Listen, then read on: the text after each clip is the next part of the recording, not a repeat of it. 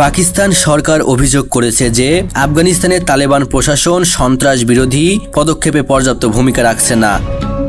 দেশটির নিরাপত্তা সংস্থা জানিয়েছে, সাম্প্রতিক মাসগুলোতে পাকিস্তানের সীমান্তবর্তী এলাকায় সন্ত্রাসী হামলার সংখ্যা বেড়ে গেছে, যার বেশিরভাগ হামলার উৎস আফগান ভূখণ্ড থেকে।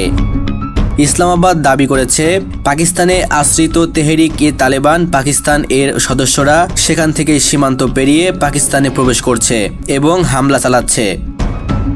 পাকিস্তানের পররাষ্ট্র মন্ত্রণালয়ের মুখপাত্র বলেছেন, তালেবান সরকার সন্ত্রাস বিরোধী প্রতিশ্রুতি পূরণে ব্যর্থ হয়েছে, তাদের ভূমিকা এখনও প্রশ্নবিদ্ধ। অন্যদিকে আফগান তালেবান সরকার এই অভিযোগ অস্বীকার করে বলেছে যে আফগানিস্তানের ভূখণ্ড কোনো দেশের বিরুদ্ধে সন্ত্রাসের ব্যবহার করার অনুমতি দেওয়া হয় না।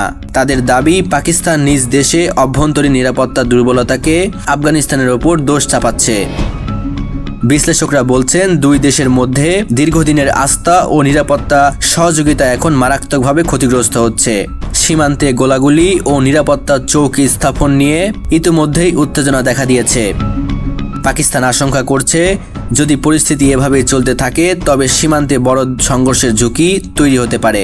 সাম্প্রতিক সময়ে খাইবার পাখতুনখাওয়া ও বেলুচিস্তান প্রদেশে বেশ কয়েকটি ভয়াবহ আত্মঘাতী হামলা সংঘটিত হয়েছে, যেখানে দায় স্বীকার করেছে টিটিপি।